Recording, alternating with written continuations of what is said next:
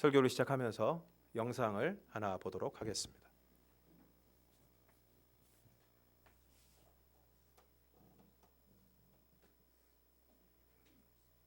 세상을 정의하고 바라보는 눈이 세 가지 정도가 있는데, 첫 번째가 뇌로 보는 겁니다. 뇌안. 우리가 사과를 하나를 보고 그 뇌안으로 보게 되면 아, 요거 맛있겠네. 입에 침이 고이죠? 이게 뇌안이에요. 이성적으로 판단해. 이게 어떻게 해서 이뻤고 어떻게 해서 아름답고 뭐 이런 거 보는 거죠. 그 위에 단계가 있어요. 그 위에 단계가 심안으로 보는 거예요. 심안. 마음으로 보는 거죠. 그런 것도 이제 시인들이죠. 한떨기 국화꽃을 피우기 이거죠. 봄부터 소축생을 울었나 보다. 이런 식으로 나오는 거고. 최고의 레벨이 있습니다. 그게 뭐냐면 영안이에요. 그 위가 영안이에요. 이 얘기는 크리스찬들은 무슨 말인지 아실 거예요. 그렇죠. 제가 지금 수도 없이 상을 많이 받고 수도 없이 아이디어를 내서 성공을 하고, 이 모든 아이디어는요 주님이 주신 아이디어예요. 제가 한 게 아닙니다. 제가 이 아이디어를 내기 위해서 지금 이런 창의적인 일을 하시는 분들은요 가장 힘든 게요, 지금 새로운 생각을 해내는 게 가장 어려워요. 고통스러워요. 그렇죠. 그걸 하기 위해서 별 이상한 미친 짓을 다 하는 겁니다. 그 새로운 경험을 해야 되니까. 그런데 뉴욕에서 그렇게 힘들게 겨우겨우 연명해 가면서 아이디어를 냈는데요. 제가 카이스트에 와서 제가 알고 있는 재능을 그리고 지식을 하나님 원하는 일에다 쓰겠다고 제가 마음을 작정하는 순간부터 무섭게 쏟아주십니다. 기적인데요. 네. 기적인데 제가 뉴욕에서 14년 동안 3시간밖에 잠을 안 잤어요. 저는 제 꿈이 있었으니까. 그러면서 세계 최고의 디자이너들과 클라이언트와 일을 하면서 우리가 얘기하는 세계 4대 어워드가 있습니다. 가장 명예롭고 가장 권위 있는 그 4대 어워드를 제가 2번 받았어요. 14년 동안. 그리고 친구들이 저를 무진장 부러워했습니다. 대단한 거지. 그것만. You are award winning designer. 계약할 때 계약금이 달라요. 클라이언트하고 저는 상을 2번 받은 사람이야, 한 번 받은 사람이야. 금액이 달라요. 그래서 그거 아마 그것 때문에 카이스트에서 저를 불렀을 거예요. 한국에 그런 거 받는 사람이 없는데 제가 받았네. 그랬는데 제가 지난 10년 동안 카이스트에서 그 상을 52번 받습니다. 와. 저는 혹시 지금 방송을 보고 있는 청년들이나 어떤 크리스찬인데 창의적인 일을 해야 되는 분들 많으시잖아요. 근데 사실 이 창의력이 어떤 일을 하셔도, 지금 목사님도 창의력이 필요하시고요, 우리 배우님도 필요하세요. 그죠? 다 필요합니다. 그러니까 이제 그런 분들은요, 사실은 주님께서 내 자녀들에게 줄 축복을 다 준비해 놓으셨는데 저희들이 방향을 잘못 잡고 있어서 그걸 못 받는 거거든요. 그러니까 내가 내 명예와 내 입신양면을 위해서 뉴욕에서 그렇게 밤을 새고 애써서 연구를 하고 그렇게 열심히 살아서 그거를 겨우겨우 봤는데, 지금은요 놀라실 거예요. 아마 그냥 화장실에 앉았다가 아이디어가 나오고요. 그냥 아침에 일어나서 먼 동트는 해를 보면서 아이디어가 나오고요. 에스프레소 한 잔 마시면서 그냥 아이디어가 그냥 툭 떨어져요. 이거는 저희 학교에 머리 좋은 사람 많거든요. 저희 학교에 천재들이 많습니다. 진짜 천재들이. 전 천재가 아닙니다. 그런데 그분들도 할 수 없는 아무리 공부하고 연구해도 나올 수 없는 아이디어가 그냥 떨어져요. 그거 어떻게 설명할 겁니까? 제가 안타까운 거는, 만약에 내가 주님 뜻대로 살라고 막 작정을 했는데도 그런 아이디어가 안 나오고 그런 은사가 없다는 거는요, 다시 한번 조정을 해봐야 돼요. 그 방향이 맞는지. 이게 혹시 내 정력을 위해서 구한 건지, 아니면 이게 정말로 주님이 나를 도구로 쓰기 위한 방향인지를 알면요, 그럼 거기다가 내가 맞추고 순종하면요, 무섭게 축복 내려주시고 응답합니다. 세상을 정의하고 바라보는. 네네. 그만. 한 번만 보면 되겠습니다. 일부에도 자꾸 2번 틀려고 그러시더니. 방금 영상에서 보신 이분은 한국과학기술원, 우리가 흔히 카이스트라고 부르죠. 카이스트의 산업디자인학과 교수이신 배상민 교수님입니다. 금방 보신 대로 이전에도 이분은 대단히 뛰어난 분이었어요. 뉴욕에서 14년 동안 그 디자인에 관련된 세계적인 상, 제가 기억하기로 독일에 2상이 있고 미국에 하나가 있고 또 일본에서 주는 상이 하나가 있는데, 이게 세계적인 4대 어워드 상인데, 이걸 2번이나 받은 대단하신 분이에요. 그리고 그것을 위해서 3시간밖에 잠을 자지 않으면서 새로운 아이디어를 얻기 위해서 그야말로 고군분투를 한 것입니다. 그런데 좀 전에 보신 것처럼 자신에게 주어진 재능과 지식을 하나님이 원하는 일에 쓰겠다고 마음에 작정하는 순간부터 이 소리가 계속 나는 것 같습니다. 네, 꺼주세요. 네, 거기서 따로 보고 계신 거 아니죠? 네. 네. 따로 보고 싶으시면 예배 끝나고 보시면 되겠습니다. 흐름이 좀 끊어졌는데 죄송합니다. 자신에게 주어진 재능과 지식을 하나님이 원하는 일에 쓰겠다고 마음에 작정하는 순간, 이분의 표현으로 무섭게 아이디어를 부어주셨다는 거예요. 무섭게. 그래서 14년 동안 3시간밖에 자지 않으면서 2번 수상했던 세계적인 디자인상을 이후에 무려 52번을 수상했다는 것입니다. 이분의 간증을 들어보면 정말 대단한데, 이분이 받은 상을 다 누가 받았느냐? 1등 상은 뭐 애플, 아이폰 이런 거 받고, 그다음 뭐 3등이 무슨 뭐 갤럭시 이런 게 디자인 상이에요. 그 가운데서 이분이 그 2등상 이런 걸 받습니다. 이분은 기업도 아니고 개인이에요. 그런데도 그 놀라운 상을 받는 것입니다. 그러면서 이 교수님이 이렇게 고백을 하죠. 이 모든 아이디어는 제가 한 게 아닙니다. 주님이 주신 아이디어입니다. 주님이 주신 아이디어입니다. 예수님께서 고난 받으신 후에 십자가에서 죽으시고 3일 만에 부활하셔서, 부활하신 주님께서 확실히 많은 증거로 그 제자들에게 살아계심을 나타내시고, 우리가 지난 시간에 본 것처럼 그 제자들이 보는 앞에서 하늘로 승천해서 올라가십니다. 그러면서 그들에게 2가지를 말씀하십니다. 그 2가지가 무엇입니까? 사도행전 1장 4절을 함께 읽겠습니다. 시작. 사도와 함께 모이사 그들에게 분부하여 이르시되 예루살렘을 떠나지 말고 내게서 들은 바 아버지께서 약속하신 것을 기다리라. 또 하나 8절을 읽겠습니다. 시작.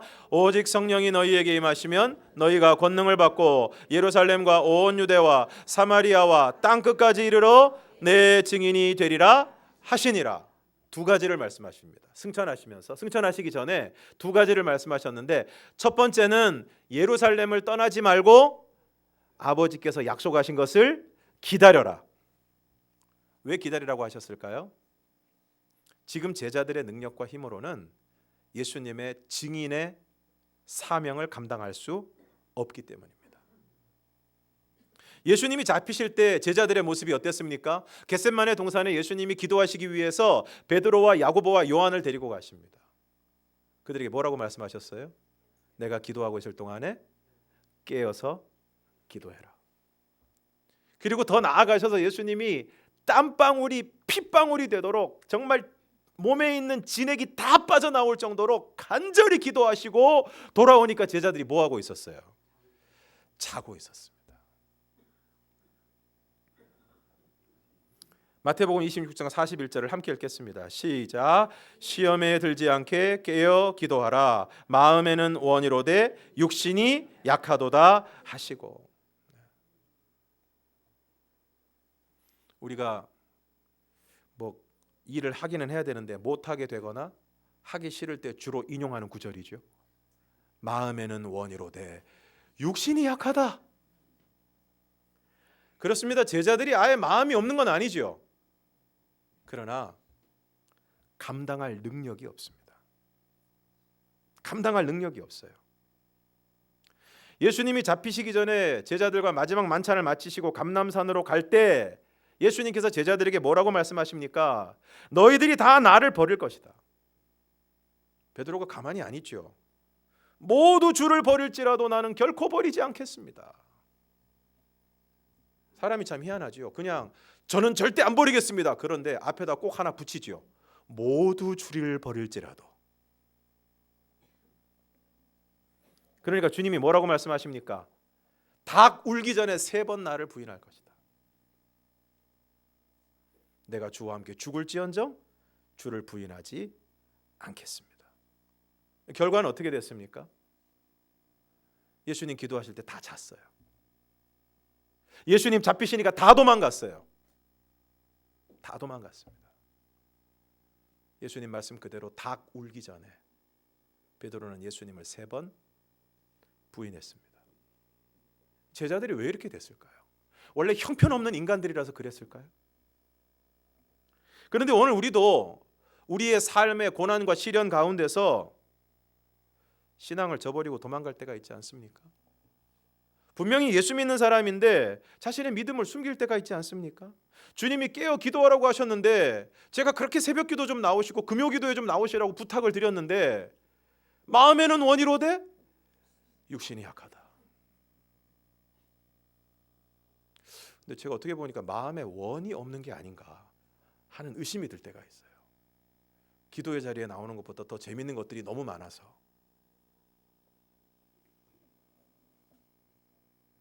예수님이 잡히자 도망가 버린 제자들의 모습이 내 모습 아닙니까?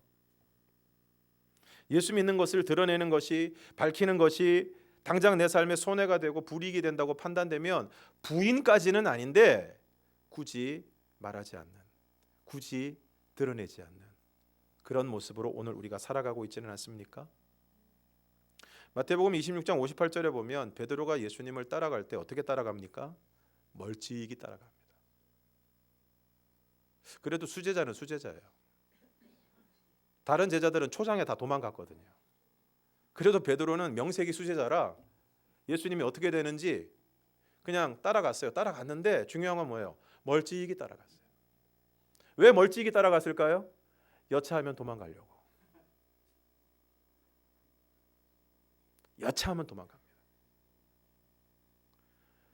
사랑하는 여러분, 2020년 새해에는 오늘 저와 여러분이 예수님을 바짝 따라갈 수 있기를 바랍니다.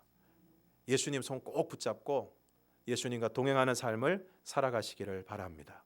혹시 아직도 예수님과 세상 가운데서 양다리 인생 살고 계십니까? 열왕기상 18장 21절을 함께 읽겠습니다. 시작.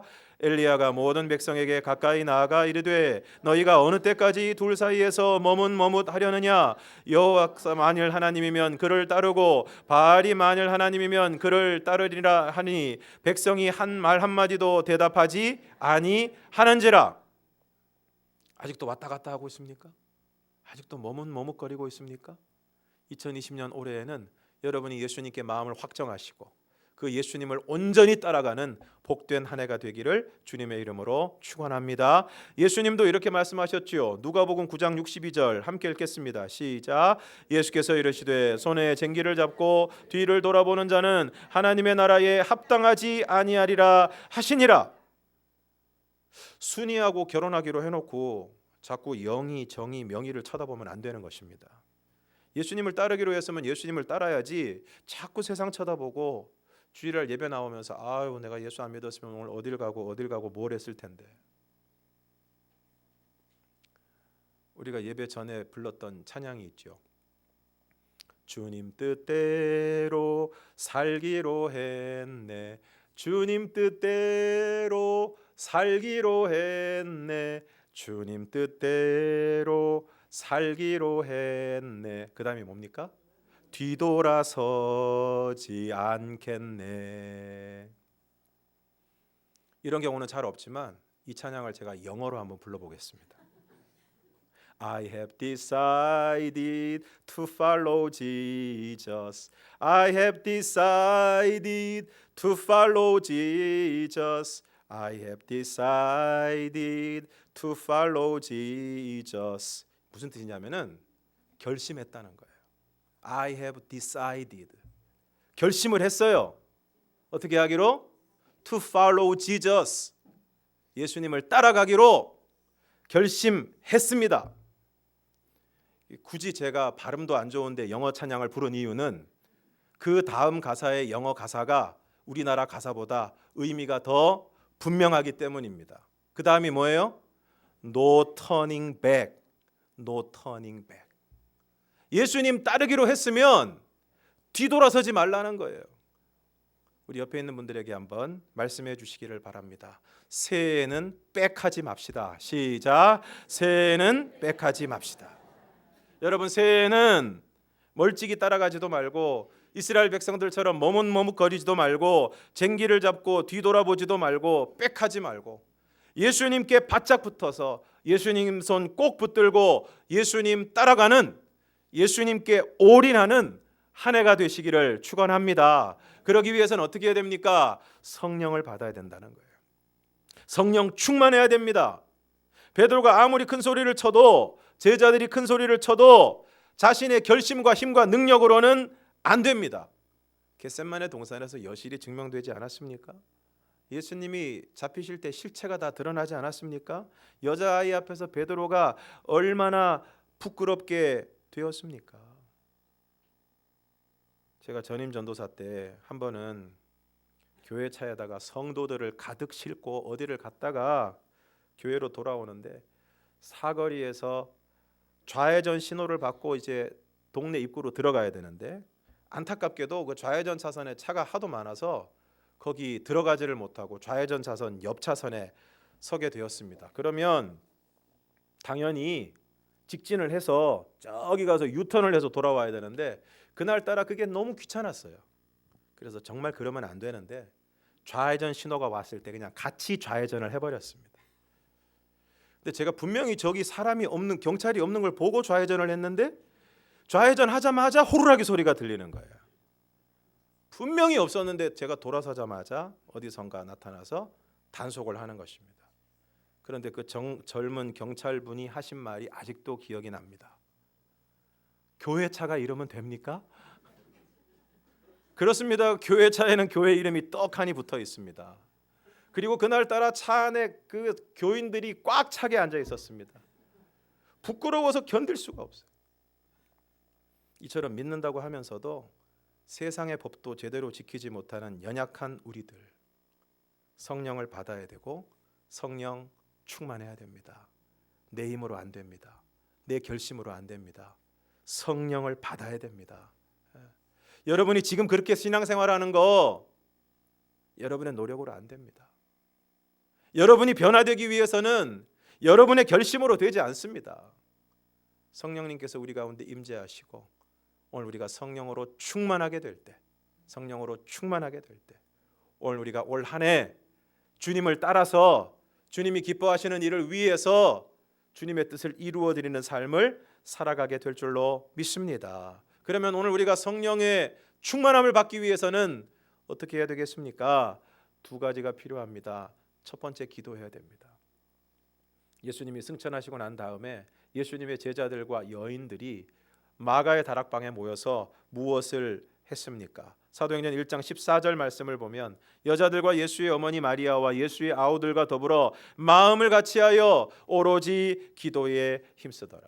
또 한 가지, 가룟 유다 대신 예수님을 증언할 사람을 세웁니다. 그렇게 두 가지 일을 하고 난 다음에 성령을 기다리면서 함께 모여 마음을 같이하여 기도에 힘을 썼습니다. 그리고 오순절날 놀라운 일이 일어납니다. 사도행전 2장 1절에서 4절을 함께 읽겠습니다. 시작. 오순절날이 이미 이름에 그들이 다 같이 한 곳에 모였더니 호련히 하늘로부터 급하고 강한 바람 같은 소리가 있어 그들이 앉은 온 집에 가득하며 마치 불의 엿처럼 갈라지는 것들이 그들에게 보여 각 사람 위에 하나씩 임하여 있더니 그들이 다 성령의 충만함을 받고 성령이 말하게 하심을 따라 다른 언어들로 말하기를 시작하니라. 오늘 저와 여러분에게도 이러한 성령의 역사가 나타나기를 주님의 이름으로 축원합니다. 오늘 오순절 마가의 다락방에서는 성령 세례와 성령의 충만함이 동시에 일어납니다.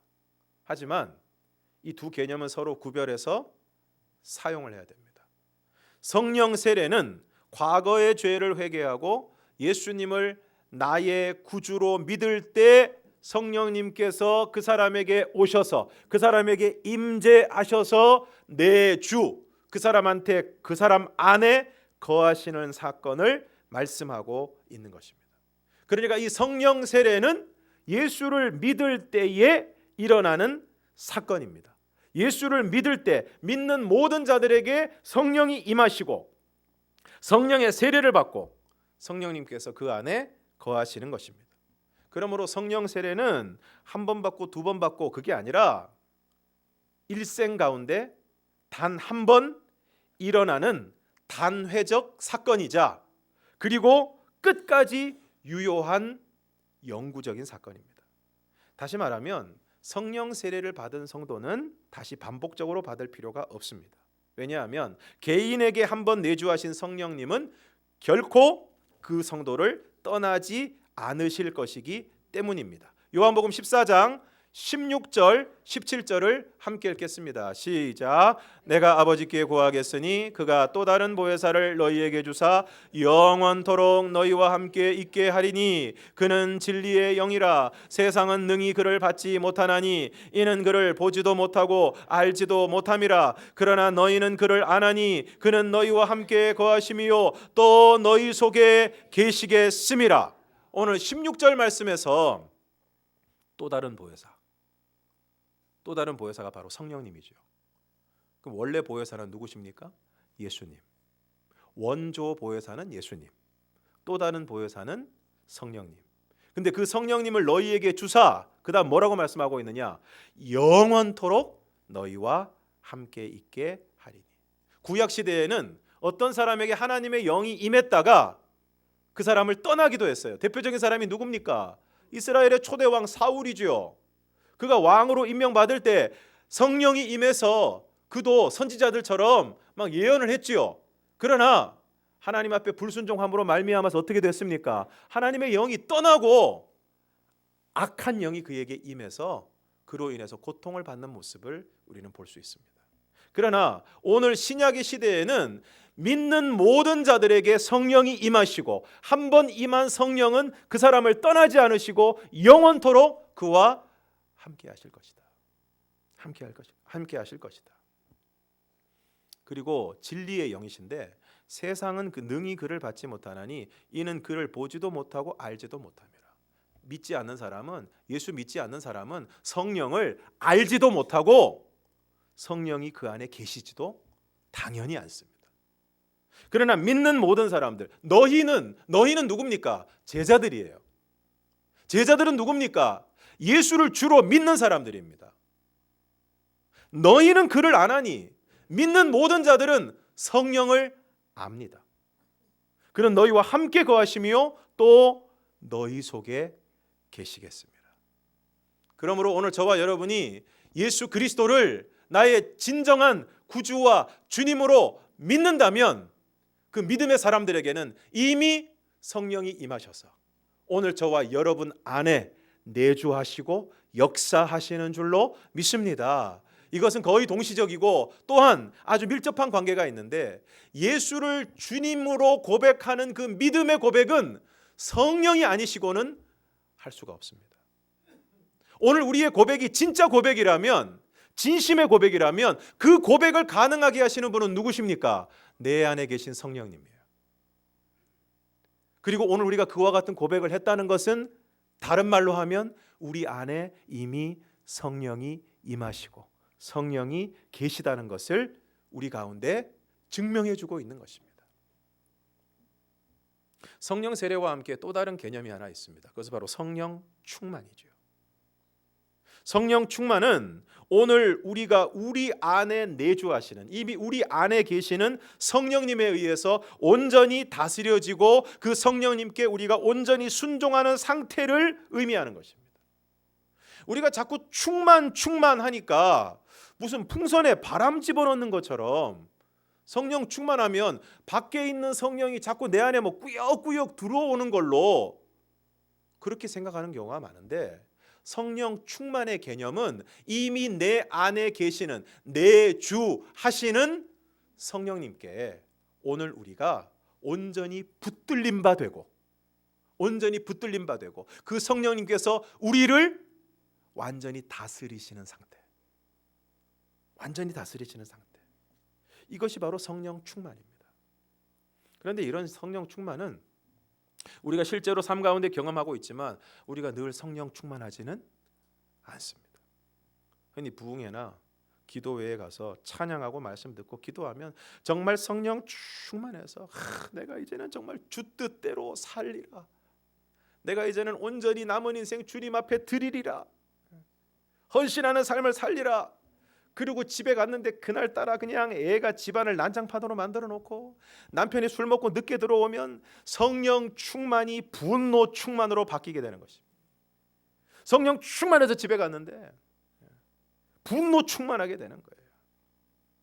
이처럼 우리가 한동안 성령 충만했다가 죄의 유혹에 빠지거나 죄를 저지름으로 미워하고 시기하고 질투하고 화를 내고 분노하고 그럼 어떻게 됩니까? 우리가 성령님을 따라가는 게 아니라 내 감정을 따라가게 되죠. 죄의 유혹을 따라가게 되죠. 세상의 쾌락을 따라가게 되죠. 여러분, 죄 지으면서 성령 충만할 수 있겠습니까? 세상의 즐거움만을 추구하고 내 육신과 내 마음에 기뻐하는 것만을 하면서 과연 성령 충만할 수 있겠습니까? 절대 성령 충만할 수 없습니다.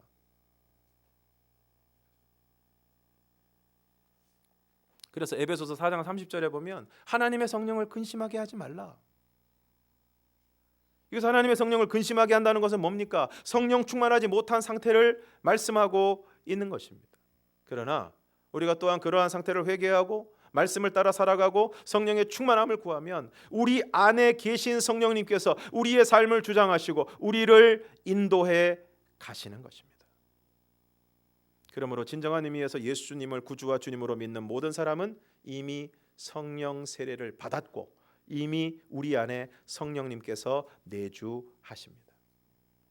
또 갈라디아서 5장 16절과 17절을 우리가 함께 읽겠습니다. 갈라디아서 5장 16절 17절 시작. 내가 이르노니 너희는 성령을 따라 행하라. 그리하면 육체의 욕심을 이루지 아니하리라. 육체의 소욕은 성령을 거스르고 성령은 육체를 거스르나니 이 둘이 서로 대적하므로 너희가 원하는 것을 하지 못하게 하려 함이니라.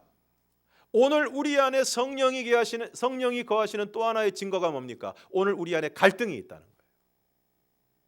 오늘 우리 안에 두 가지 소욕이 있어요. 소욕이 뭡니까? 하고 싶어서 못 견디는 마음, 막 끓어오르는 마음. 두 가지인데 뭐예요? 육체의 소욕이 있고 또 한 가지는 뭐라고요? 성령의 소욕이 있어요. 믿지 않는 사람에게는 한 가지 소욕밖에 없어요. 육체의 소욕밖에 없습니다. 그래서 아무리 그 사람이 겉으로는 근사해 보이고 되게 훌륭해 보여도 그 사람 안에는 오로지 육체의 소욕밖에 없습니다.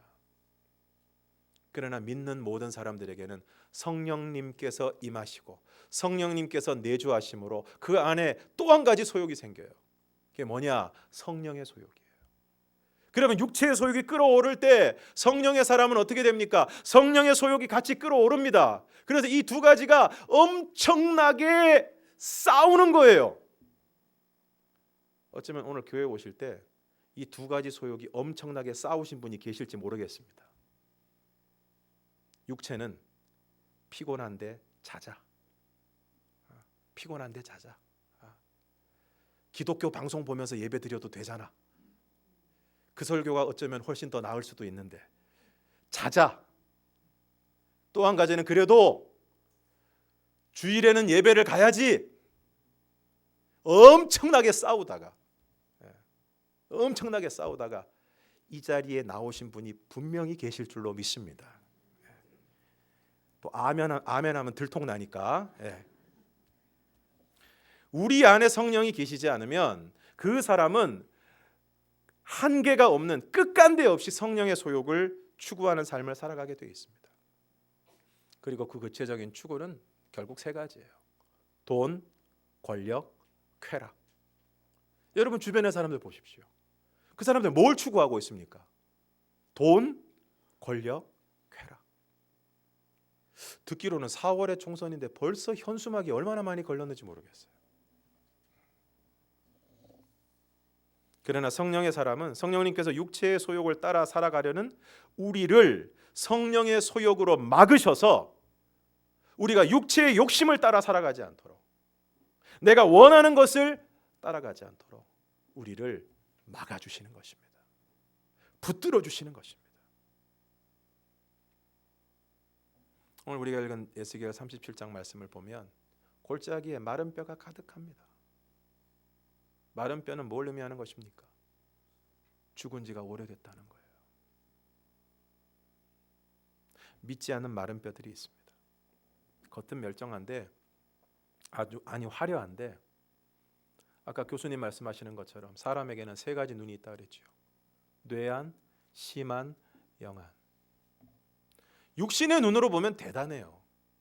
대단한 자리에 있고 부자고 많은 것을 누리면서 화려한 삶을 살아가고 있습니다. 근데 영안으로 보면 어떻습니까? 마른 뼈예요. 영이 죽었어요. 영이 죽었기 때문에 예수 그리스도의 복음과 말씀에 대해서 반응하지 않습니다. 죄와 유혹에 대한 갈등이 없어요. 오로지 세상만을 추구하는 사람들입니다. 그런데 믿는 우리들도 마른 뼈 같지 않습니까? 오늘 시간 예배를 드리고 찬양을 하고 기도를 하고 말씀을 들어도 도무지 감흥이 없고 반응이 없는 메마른 신앙생활을 하고 있지 않습니까? 그러면서도 아유 예수 오래 믿으면 다 그렇지 뭐. 맨날 뜨거울 수 있나? 맨날 그렇게 열심히 할 수 있나? 그러면서 메마른 신앙을 당연한 것으로 받아들이는. 저는 믿지 않는 마른 뼈들에게는 오늘 37절의 말씀, 에스겔 37장에 나오는 말씀처럼 하나님의 생기가 그들에게 들어가게 되기를 바랍니다.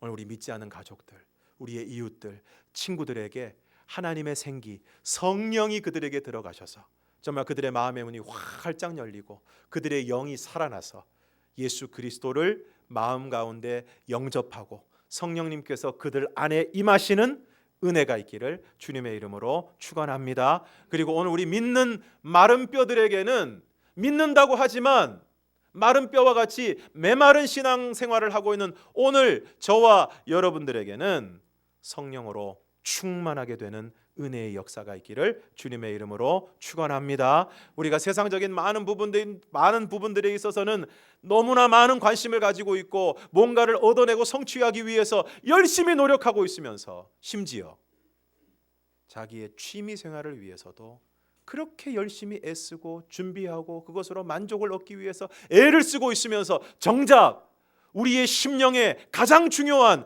성령으로 충만한 것을 위해서 오늘 우리는 과연 얼마나 노력하고 있는지, 과연 나는 성령의 충만함을 원하고 있는지, 그리고 성령의 충만함을 원한다면 그 성령의 충만함을 위해서 나는 과연 어떤 노력을 하고 있는지.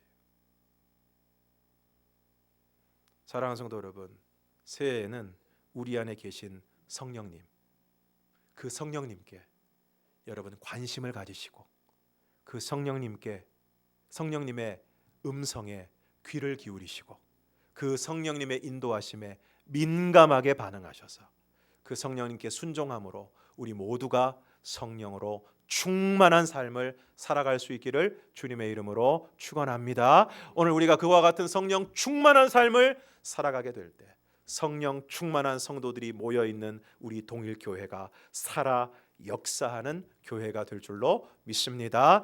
기도하겠습니다.